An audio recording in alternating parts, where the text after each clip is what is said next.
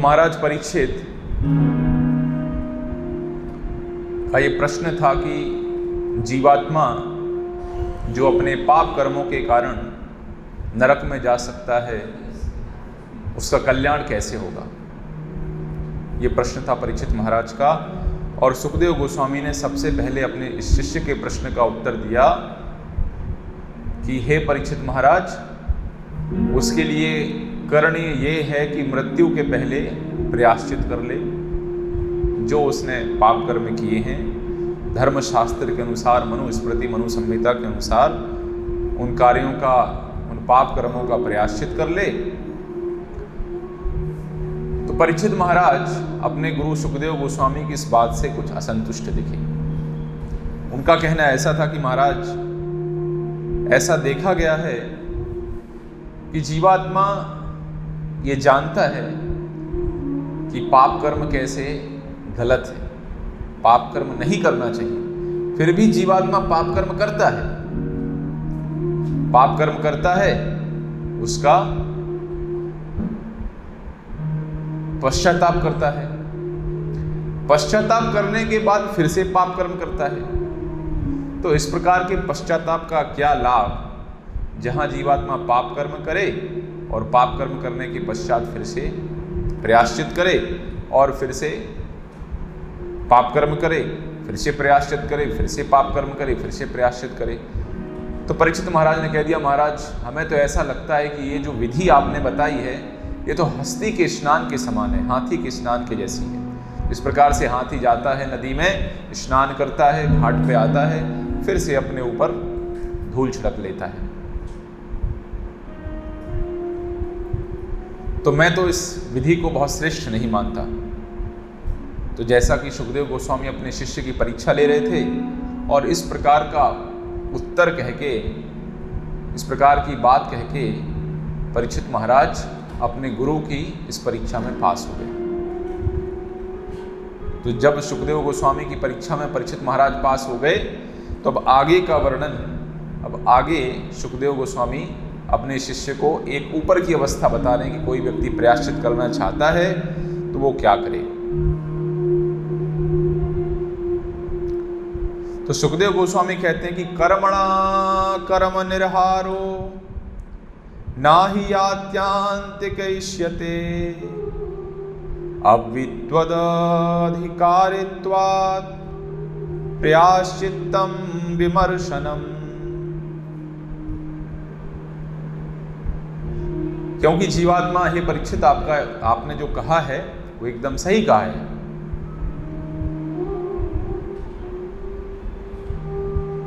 क्योंकि जब जीवात्मा इन अपवित्र कर्मों में लगता है, ये पापमय कर्म करता है, तो उनको काटने के लिए, उनके प्रायश्चित के लिए जीवात्मा फिर से सकाम कर्म ही करता है।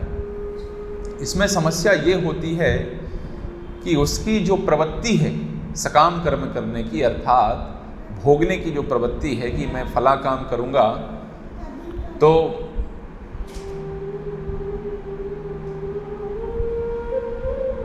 इससे मेरे पाप कर्म कट जाएंगे, तो उसको ये रहता है कि एक और लाभ मुझे इससे प्राप्त होगा। तो जो लाभ प्राप्त करने की उसकी इच्छा है, ये इच्छा उसकी बनी रहती है और कुछ विधि विधानों के अधीन इस प्रायश्चित की विधि में जीवात्मा बन जाता है। इसलिए सुखदेव गोस्वामी जी ऐसे लोगों को बहुत बुद्धिमान नहीं कहते हैं, क्योंकि इस अवस्था में भी उसके अंदर तमोगुण और रजोगुण की अवस्था बनी रहती है। तमोगुण रजोगुण की अवस्था में जीवात्मा की जो भोगों की इच्छा है, वो भोगों की इच्छा बनी रहती है। और जब भोगों की इच्छा बनी रहती है, तो ऐसी अवस्था में जीवात्मा के लिए अपने आप को पूर्ण रूप से शुद्ध कर पाना संभव नहीं है। कम से कम उसको सत्व की अवस्था में तो स्थित होना ही पड़ेगा। इसलिए सुखदेव महाराज जी कहते हैं कि असली प्रायश्चित तो ये होगा कि व्यक्ति प्रबुद्ध बने, ज्ञान के अनुशीलन में लगे, ऐसे ज्ञान के अनुशीलन में लगे जिससे मनुष्य परम भगवान, परम सत्य को समझ सके। वास्तव में यही ज्ञान का उद्देश्य है। ज्ञान का उद्देश्य क्या है? वेदैश्च सर्वं अहमेव वेदो वेदांत कृत वेद विदेव चाहम्। सारे वेदों का उद्देश्य ये है कि उसके माध्यम से लोग भगवान को जान सकें, भगवान कौन है इसकी पहचान उनको हो सके। तो इसलिए सुखदेव गोस्वामी यहाँ अपने शिष्य परीक्षित को कहते हैं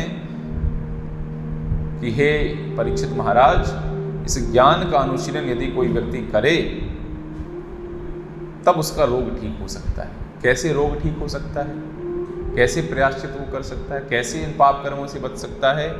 उसी प्रकार से जैसे यदि एक वैद्य है, एक योग वैद्य है, और वैद्य एक बीमार व्यक्ति को निर्देश देता है कि भैया आपको ये खाना है, ये नहीं खाना है, इस औषधि का सेवन करना है, ये अन्न आपको नहीं खाना है, और उसका पालन यदि कोई बीमार व्यक्ति करता रहे तो परिणाम क्या निकलेगा?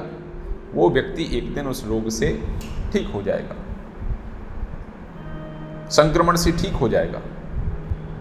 इसी प्रकार से यदि कोई व्यक्ति, यहाँ जो ज्ञान है, इस ज्ञान की तुलना इस औषधि से की गई है। प्रायश्चित से श्रेष्ठ ज्ञान। यदि कोई व्यक्ति ज्ञान का अनुशीलन करे तब व्यक्ति नरकगामी होने से बच सकता है। तो इन ज्ञान के विधि विधानों का पालन करे, धीरे धीरे भौतिक कलमश से मुक्त हो जाएगा, और भौतिक कलमश से मुक्त होके मोक्ष की ओर प्रगतिशील होगा। तो ये ज्ञान का पद जो है बहुत ही श्रेष्ठ है, लेकिन सर्वश्रेष्ठ नहीं है। प्रायश्चित का एक स्थिति सुखदेव गोस्वामी जी ने बताई, ज्ञान की स्थिति बता रहे हैं, और आगे इससे श्रेष्ठ ज्ञान भी कहेंगे।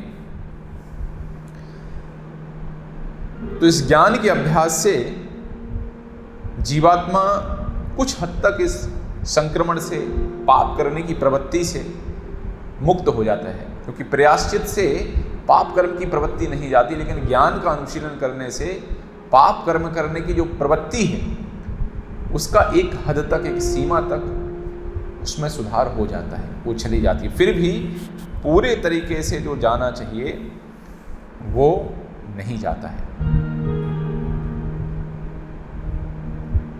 और इस ज्ञान के प्रभाव में कभी कभी ज्ञानीजन पथ से भटक भी जाते हैं। तो अज्ञानवश मनुष्य इस भौतिक कलमश में ऐसा सोचता रहता है जो वास्तव में होता नहीं है, और कभी कभी बिना भगवान के चरणों की शरण ग्रहण किए जीवात्मा अपने पथ से नीचे गिर जाता है, इस ज्ञान का पालन करते हुए भी। तो इस ज्ञान का अनुशीलन कैसे किया जाए? तपसा ब्रह्मचर्येण शमेन च दमेन च त्यागेन सत्य शौचाभ्याम यमेन नियमेन वा देहवाग बुद्धिजम धीरा धर्मज्ञा श्रद्धयान्विताः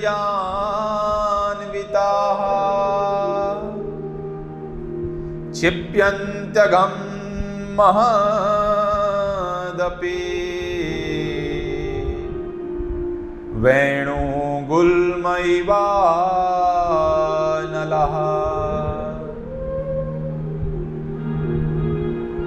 पाप कर्मों को काटने की, पाप कर्म करने की प्रवणता की इस इच्छा से कैसे शुद्ध हुआ जाए, उसके लिए ज्ञान का मार्ग है। और ज्ञान का अनुशीलन कैसे करें?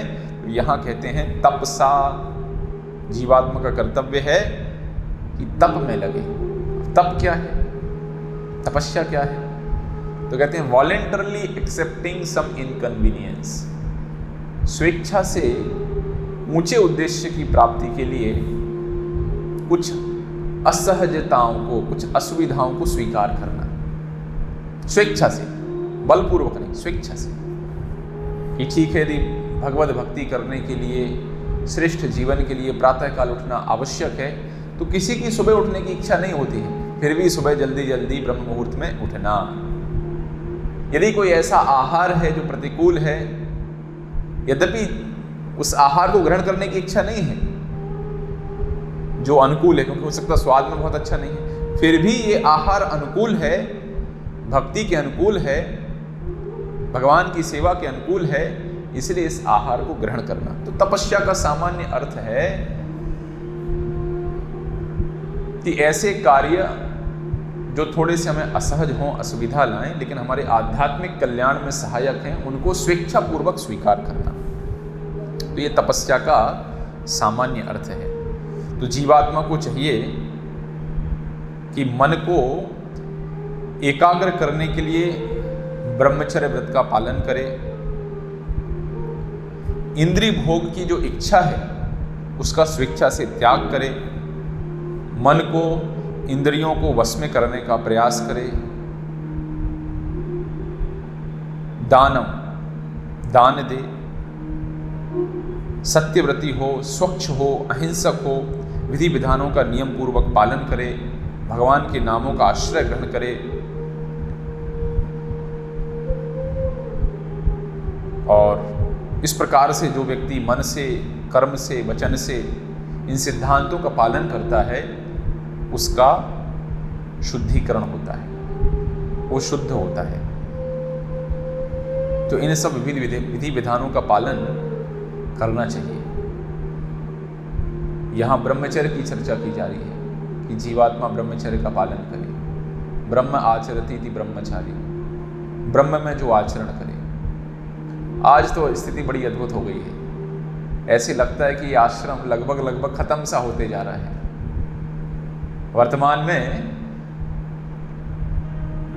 ब्रह्मचर्य की अलग अलग अवस्थाएं होती हैं, कैसे जीवात्मा, कैसे व्यक्ति ब्रह्मचर्य का पालन कर सकता है। मुख्य रूप से इसके 8 पक्ष होते हैं। जो व्यक्ति ब्रह्मचर्य व्रत का पालन करना चाहता है उसको चाहिए कि स्त्रियों के विषय में विचार न करे, स्त्रियों के विषय में ना सोचे। ये एक अंग है, एक पक्ष है ब्रह्मचारी जीवन का। आज तो देखते हैं स्कूल कॉलेजों में, महाविद्यालयों में बच्चे 17-18 साल, 12-14 साल के बच्चे, कठिन होता है उनको, चर्चा करते रहते हैं। यौन जीवन की चर्चा ना करें। किसी प्रकार के यौन जीवन की चर्चा ब्रह्मचारी के जीवन में नहीं होनी चाहिए। ना स्त्रियों के साथ किसी प्रकार की कोई क्रीड़ा करे, ना स्त्रियों की ओर कामुक दृष्टि से देखे, ना घनिष्ठता पूर्वक उनसे बातें करे।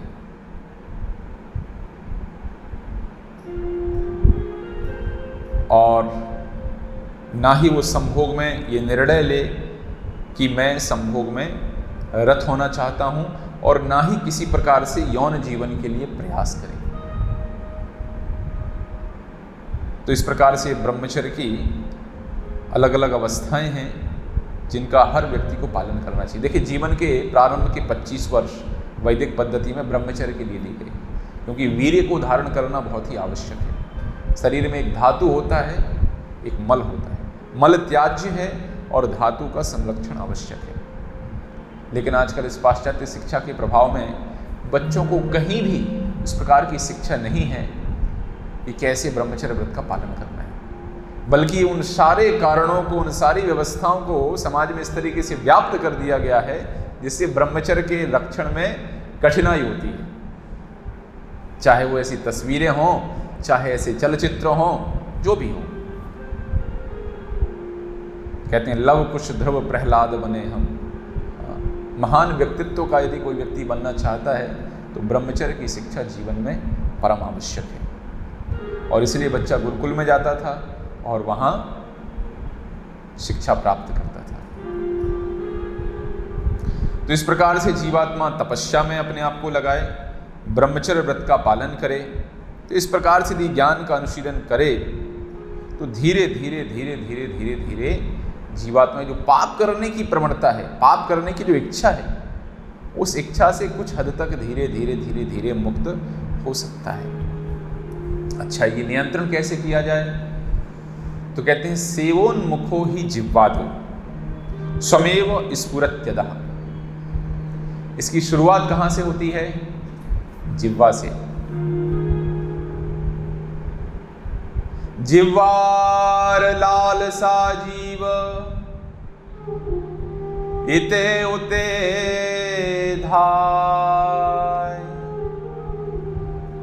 शिष्णोदर परायण कृष्ण नाहि पाय।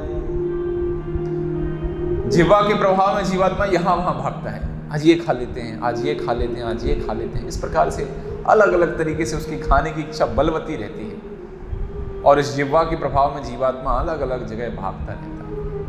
लेकिन शिष्ण उदर परायण, देखिए एक बड़ी महत्वपूर्ण बात है कि जिह्वा, हमारा पेट और हमारी जननेंद्रियां, ये तीनों एक ही सीधी रेखा में है। तो यदि कोई व्यक्ति इस जिह्वा के ऊपर नियंत्रण कर ले तो अपने आप जो उदर की जो लालसा है, जो उदर की तीव्रता है और जो जननेंद्रियों की जो तीव्रता है, उसके ऊपर नियंत्रण करना उसको बहुत आसान हो जाता है। और वास्तव में यही गुरु की एक योग्यता है। वाचो वेगम मनसः क्रोध वेगम, जिह्वा वेगम उदरोपस्थ वेगम, एतानि वेगानयो विषयेत धीरा, सर्वामपि मां पृथ्वीं सशिष्यात्। जो व्यक्ति इन 6 प्रकार के जो वेग हैं, वाणी का वेग है, मन का वेग है, जिह्वा का वेग है, उदर का वेग है, उपस्थ का वेग है, इन वेगों को जो सहन कर ले, इन वेगों को जो सहन कर ले तो क्या होगा? वो सारी पृथ्वी को अपने शिष्य के रूप में स्वीकार कर सकता है। ऐसा व्यक्ति गुरु बन सकता है। तो इसलिए इसकी शुरुआत होती है जिह्वा से। जिह्वा को वश में करने के लिए व्यक्ति भगवान का प्रसाद खाए, उसी आहार को ग्रहण करे जिसका भोग ठाकुर जी को लग चुका है। और इस जिह्वा से भगवान के नाम, रूप, गुण, लीला, भगवान के कीर्तन में इस जिह्वा को युक्त करे, भगवान की कथा श्रवण में, भगवान की कथा कहने में इसको युक्त करे। तब जाके क्या होगा? तब जाके जीवात्मा का शुद्धिकरण होगा। तो धीरे धीरे इंद्रियां स्वतः स्वाभाविक रूप से नियंत्रित होती जाएंगी और धीरे धीरे धीरे धीरे धीरे व्यक्ति इन सारे कार्यों से, उसकी जो इच्छा है भोग की, उस इच्छा से जीवात्मा शुद्ध हो जाएगा। तो सुखदेव गोस्वामी धीरे धीरे श्रेष्ठ समाधान बता रहे हैं। पहले में व्यक्ति प्रयासचित कर रहा था लेकिन पाप कर्म करने की इच्छा बनी हुई थी। यहाँ पे जीवात्मा पाप करने की जो इच्छा है उससे शुद्ध हो रहा है। और भगवान भी गीता में कहते हैं, युक्ताहार विहारस्य युक्त चेष्टस्य कर्मसु युक्त स्वप्न अवबोधस्य योगो भवति दुःखहा। यदि व्यक्ति आहार, खाना, सोना, मनोरंजन, इन आदतों में यदि नियमित हो तो इस अभ्यास के द्वारा स्वाभाविक रूप से अपने भौतिक क्लेशों को कम कर सकता है। और साथ ही साथ यहाँ पे इस ज्ञान के अनुशीलन में धीर बनने के लिए भी कहा गया कि व्यक्ति धीर बने। धीर, धीर के विषय में क्या कहते हैं? मात्रा स्पर्शास्तु कौन्तेय शीतोष्ण सुख दुखदा आगम अपाइनो नित्यस तांत तिच्छस्व भारत। भगवान कहते हैं, हे भरत पुत्र, हे भरतवंशी, मात्रा स्पर्शास्तु कौन्तेय, हे कौन्तेय,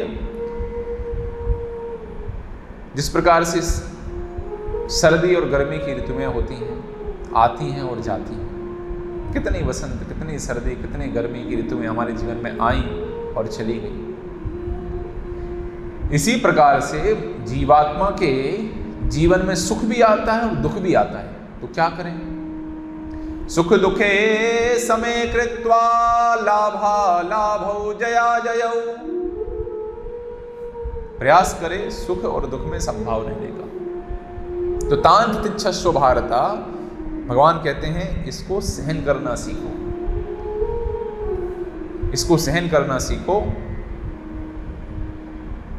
और इसको सहन करोगे तो श्रेष्ठ स्थिति तुम्हें प्राप्त होगी। तो यहां ज्ञान के विषय में बता दिया सुखदेव गोस्वामी ने। फिर भी एक बात और कहते हैं यहां सुखदेव गोस्वामी कि क्षिपन्त्यघम महदपि वेणु गुल्मम इवानला। कहते हैं व्यक्ति इस प्रकार के ज्ञान का अनुशीलन करने से शुद्ध तो हो जाता है, फिर भी आप सभी ने देखा है कि बांस के जहां पेड़ होते हैं, पेड़ों के नीचे कुछ सूखी पत्तियां पड़ी रहती हैं। तो इन सूखी पत्तियों को अग्नि के माध्यम से जलाया जा सकता है। आग लगा दी जाए तो जो बांस की जो पत्तियां पड़ी हुई हैं बांस के नीचे, वो जल जाएंगी। तो लगता है कि अब और जो डंठे वंठे उसके निकले हुए हैं वो भी जल जाएंगे उस समय, लेकिन जड़ें अभी उसकी उखड़ी नहीं है, जड़ें अभी भी वहां पे। तो जब बरसात का मौसम आएगा, वर्षा होगी, तो क्या होगा, उस बांस में से फिर से अंकुरण निकल आएगा। तो इसी प्रकार से सुखदेव गोस्वामी जी कहते हैं कि ये जो ज्ञान की विधि है, ये विधि श्रेष्ठ है, लेकिन फिर भी इसे जो आत्यांतिक शुद्धि होनी चाहिए, जो परम शुद्धि, पूर्ण शुद्धि होनी चाहिए, वो पूर्ण शुद्धि इससे संभव नहीं हो पाती है। उसी प्रकार से जैसे जीवात्मा के हृदय में थोड़ी सी भोग की इच्छा तब भी बनी रहती है, जैसे कि जड़ें इस बांस की जमीन में, धरती में बनी रहती हैं, और अनुकूल अवसर उपलब्ध होने पर उससे अंकुरण फिर से निकल आता है। तो इस प्रकार का जब भाव सुखदेव गोस्वामी ने बताया, तो परीक्षित महाराज ने कहा नहीं, पहले तो कह दिया था कि ये तो महाराज कुंजर शौचवत, हाथी के स्नान करने के समान है। इस बार कहा नहीं, लेकिन कई बार श्रोता अपने भाव भंगिमा से भी कई बातें वक्ता को व्यक्त कर देता है। श्रोता की भाव भंगिमा देख के वक्ता को पता चलता है कि श्रोता संतुष्ट है कि नहीं है, श्रोता आनंदित हो रहा है कि नहीं हो रहा है, इसको विषय वस्तु समझ में आ रही है कि नहीं आ रही है। भगवान चैतन्य महाप्रभु के सामने सार्वभौम भट्टाचार्य जी प्रवचन कर रहे थे वेदांत का, और महाप्रभु एकदम बैठे हुए थे। 7 दिन प्रवचन किया, महाप्रभु ने कोई प्रश्न नहीं पूछा। तो सार्वभौम भट्टाचार्य ने पूछा कि सन्यासी तुम्हें कुछ समझ में आ रहा है कि नहीं आ रहा है, क्यों, कैसे समझे वो भाव भंगिमा महाप्रभु ने इस प्रकार से बनाई थी। तो यहाँ परीक्षित महाराज कुछ बोले नहीं, लेकिन उनके चेहरे की भाव भंगिमा से सुखदेव गोस्वामी समझ गए कि अभी भी हमारा शिष्य पूर्ण रूप से संतुष्ट नहीं है, अभी भी ये पूर्ण रूप से संतुष्ट नहीं है।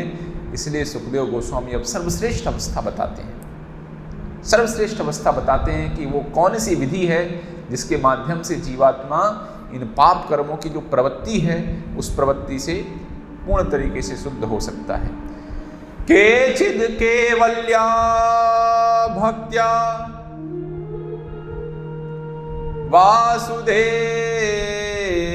वासुदेव परायणा अगम धुन्वन्ति काष्ठेन निहारं इव भास्करः।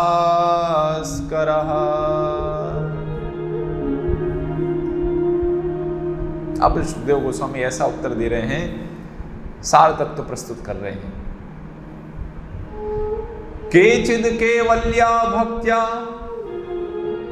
केचित केवल्या भक्त्या, सिर्फ भक्ति के माध्यम से, भगवान की शुद्ध भक्ति के माध्यम से संपन्न हो सकता है। ये संभव है कि यदि कोई व्यक्ति भगवान की पूर्ण शुद्ध भक्ति को जीवन में स्वीकार करे तो ये पाप पूर्ण कार्यों को समूल नष्ट कर देता है, मूल के सहित नष्ट कर देता है।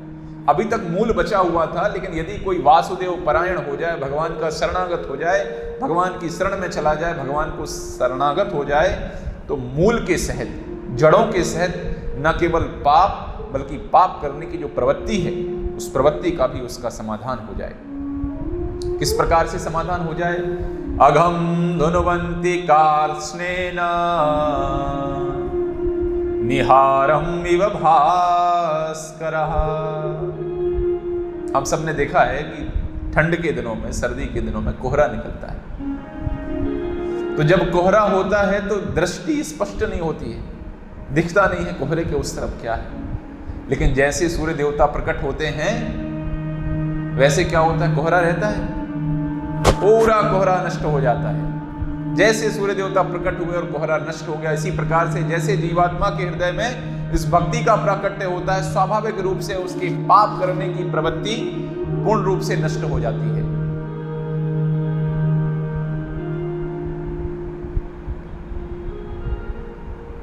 ये उसी प्रकार से है जैसे मान लीजिए एक चना है। चना आप समझते हैं, हमारे भारत में एक चने की फसल होती है। तो चना किसान ने काटा, उसको सूखने रख दिया, अगले साल भूमि में डालेगा तो क्या हो जाएगा, उसमें से फिर से अंकुरण निकलेगा, फिर से फसल होगी, फिर से एक पौधा बनेगा।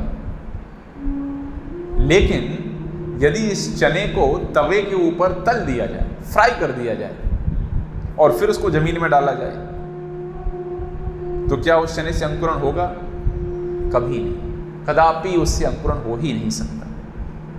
तो इसी प्रकार से जब जीवात्मा इस भगवत भक्ति को अंगीकार करता है, को सुनता है, बार बार भगवान के नाम का कीर्तन करता है, भगवान को नमस्कार करता है, भगवान को स्मरण करता है, तो ऐसा जीवात्मा, ऐसा चंडाल व्यक्ति भी ब्राह्मण से बढ़ के हो जाता है।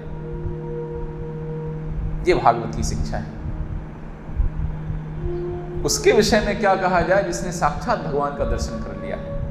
जो भगवान के विषय में श्रवण करता है, भगवान का नाम लेता है, उसकी ये अवस्था है कि चंडाल परिवार में होके ब्राह्मण से श्रेष्ठ हो जाता है। और वो जीवात्मा जो साक्षात भगवान के दर्शन कर ले, उसकी अवस्था के विषय में क्या कहा जाए। तो इस प्रकार से सुखदेव गोस्वामी यहाँ पूर्ण रूप से स्पष्ट कर देते हैं कि केचित केवल या भक्त्या वासुदेव परायणः। हे प्रिय शिष्य, सिर्फ एक ही तरीका है, वो है भगवान की शुद्ध भक्ति। और शुद्ध भक्ति के माध्यम से जीवात्मा के सारे पाप कर्म और पाप कर्म करने की इच्छा नष्ट हो जाती है। इसके संदर्भ में हमारे श्रीपाद रूप गोस्वामी जी कहते हैं कि भक्ति दो प्रकार की होती है। एक होती है संतता। संतता भक्ति क्या है? जो हमेशा निरंतर चालू रहती है। और दूसरी होती है कदाचित की। कभी कभी व्यक्ति बीच में चालू होती है, कभी कभी जागृत होती है और कभी कभी रुक जाती है। अब जो संतता होती है ये भी दो प्रकार की होती है। एक जो आसक्ति के साथ सेवा संपन्न होती है और दूसरी होती है रागानुग भक्ति। और जो कदाचित की होती है उसमें होता है राग भासमयी, अनुरक्त प्राय होता है, राग भास शून्य, जिसमें रागानुग प्रेम नहीं होता है। और तीसरी होती आभास रूपा, आभास के साथ में। तो यहां जो कह रहे हैं अगम धुनुवंती कार्ष्णेय, पूरे सूर्य के उदय होने की आवश्यकता नहीं है। सुबह सुबह थोड़ा अरुणिमा भी आए तब भी जिस प्रकार से कोहरा चला जाता है। तो भक्ति की शक्ति इतनी तेज है कि शुद्ध भक्ति के विषय में तो क्या कहा जाए। यदि आभास रूपा भक्ति भी व्यक्ति के जीवन में आ जाए तब भी उसके जीवन से जो पाप करने की प्रवणता है वो चली जाती है। तो ये शुद्ध भक्ति की शक्ति है। इसलिए सुखदेव गोस्वामी हम सभी को कह रहे हैं कि हम शुद्ध भक्ति को जीवन में स्वीकार करें, शुद्ध भक्ति को जीवन में अपनाएं।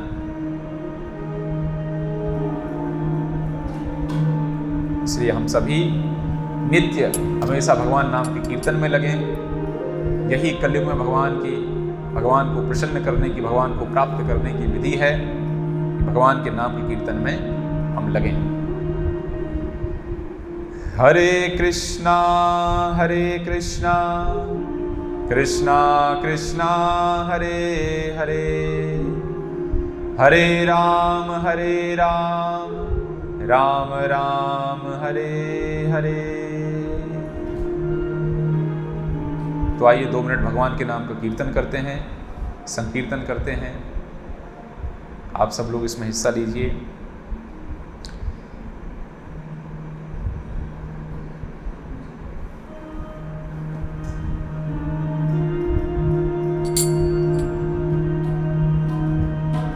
हरे कृष्णा कृष्णा कृष्णा हरे हरे, हरे रामा रामा रामा हरे हरे,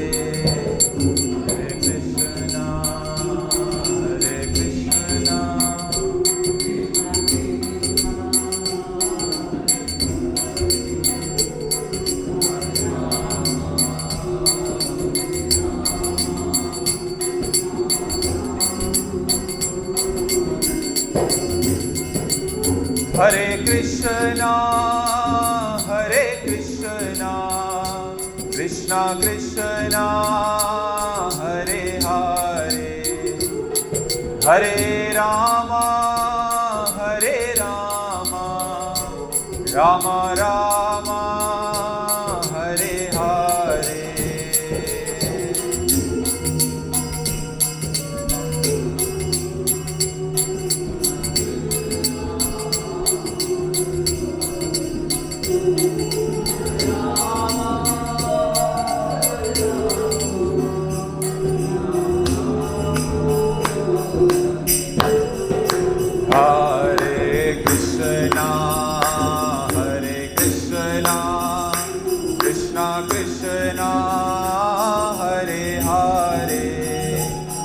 हरे रामा रामा रामा हरे हरे, हरे कृष्णा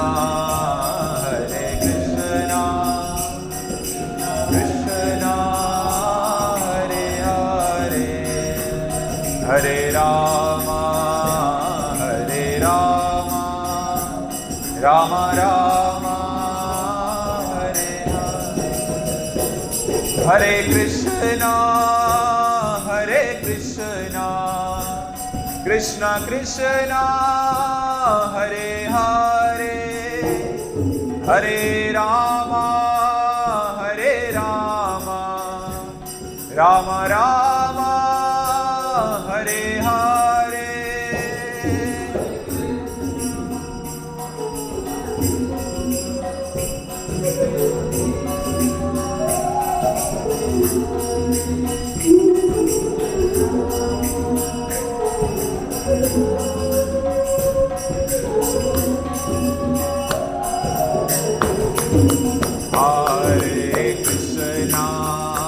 हरे कृष्णा कृष्णा कृष्णा हरे हरे, हरे राम